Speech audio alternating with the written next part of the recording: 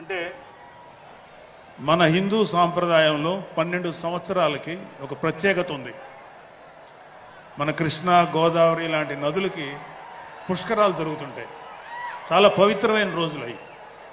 అలాగా మిగతా అన్ని ఆవిర్భావ సభలు ఒక ఎత్తు అయితే ఈ 12వ ఆవిర్భావ సభ ఒక నదికి వచ్చిన పుష్కరాలు ఎంత పవిత్రమైనయో అంత గొప్ప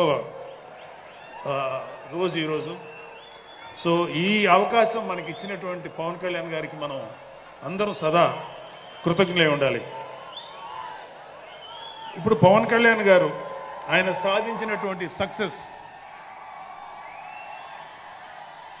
ఆయన సాధించినటువంటి విజయం మనం ప్రత్యేకంగా చెప్పుకోకర్లా.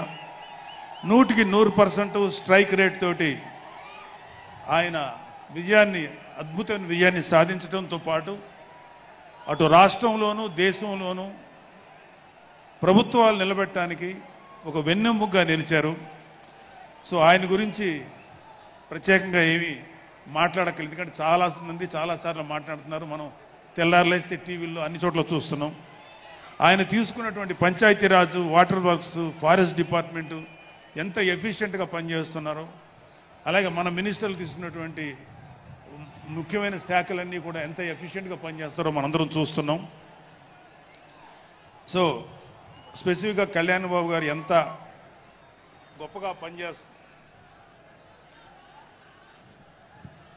గొప్పగా పనిచేస్తారని మనమేమి ప్రత్యేకంగా మాట్లాడుకోకర్లేదు.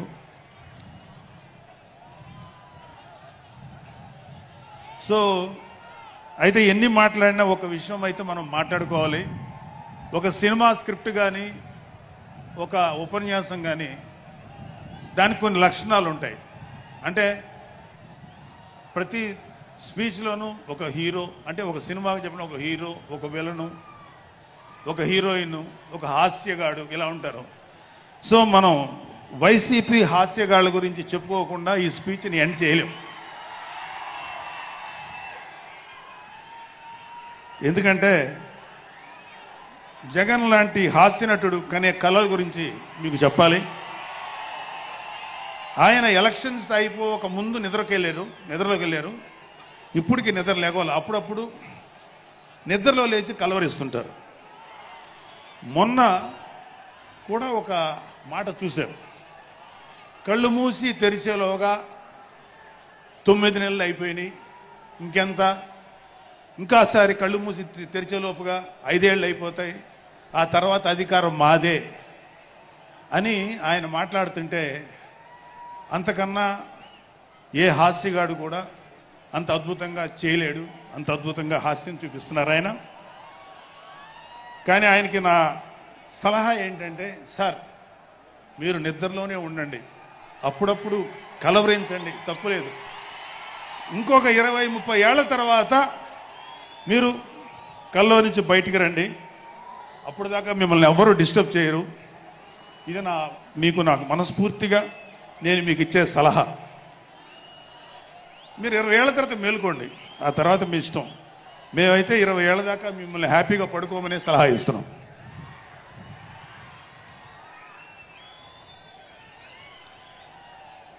సో ఆంధ్రప్రదేశ్లో పవన్ కళ్యాణ్ గారి యొక్క చొరవతోటి ఏర్పాడైనటువంటి ఈ కూటమి ప్రభుత్వం ఎన్ని చోట్ల ఎంత పెద్ద సక్సెస్ అయిందో, ఎంత 164 సీట్లు సాధించే దిశగా ఆయన ఎంత కష్టపడ్డారో మనందరికీ తెలుసు. అయితే మా అదృష్టం ఏంటంటే ఇక్కడ పిఠాపురంలో జరుగుతుంది కాబట్టి పిఠాపురంలో ఎలక్షన్స్ ఎలా జరిగినాయో ఒక 2 మాటలు చెప్పకపోతే, నేను పిఠాపురంలో పనిచేసి పిఠాపురం అభిమానుల యొక్క అభిమానాన్ని చూరగొన్న పవన్ కళ్యాణ్ గారికి, అలాగే పిఠాపురం యొక్క జనసైనికులకి, పౌరులకి నేను కృతజ్ఞత చూపించినట్టు అవుతుంది. సో వాళ్ళ కోసం ఈ 2 మాటలు మాట్లాడుతున్నాం. సో పవన్ కళ్యాణ్ గారు పిఠాపురంలో మమ్మల్ని పనిచేయమన్నారు. అంటే నన్ను, మా ఫ్రెండ్ అజయ్ గారిని, అలాగే మర్రెడ్డి గారిని, రత్నం గారిని, శంకర్ గౌడు, మహేంద్ర, పంచకర్ల సందీప్, ఇలా మాకందరికీ పిఠాపురంలో పనిచేసే అవకాశం ఇచ్చారు. మేము పని మొదలెట్టిన తర్వాత మాకు అర్థమైంది ఏంటంటే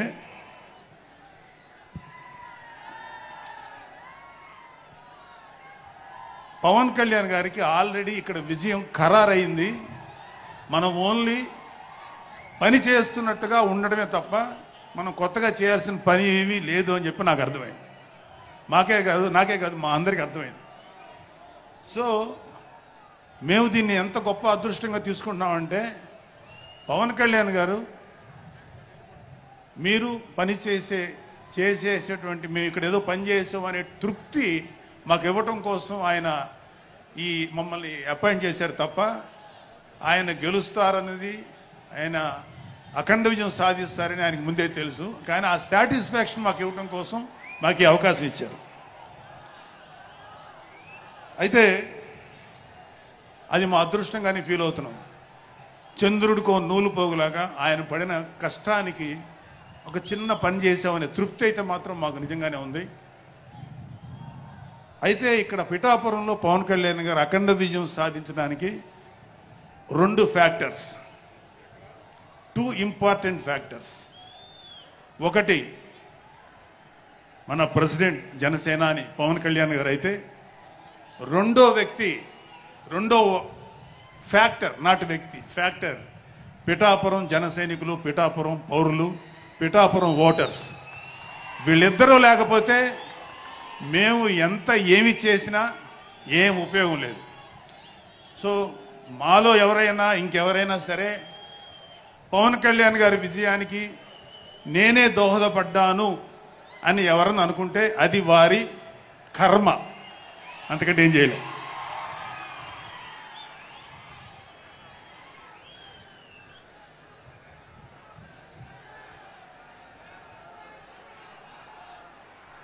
సో ఇక్కడ మన ప్రెసిడెంట్ పవన్ కళ్యాణ్ గారికి ఆయన గురించి చెప్పడానికి ఒక ఇంపార్టెంట్ విషయం చెప్పాలి. అది ఏంటంటే మొన్న ఈ మధ్యన మా అమ్మగారితో మాట్లాడుతున్నప్పుడు మా కళ్యాణ్ బాబు గురించి ఒక మాట వచ్చింది. యాక్చువల్గా ఇక్కడ నేను ఒక అన్నగా మాట్లాడకూడదు, కానీ నేను ఒక పార్టీ జనరల్ సెక్రటరీగా మాట్లాడాల్సి వచ్చినా కూడా ఒక అన్నగా ఈ ఒక్క విషయం నేను చొరవ తీసుకుని మాట్లాడాలి.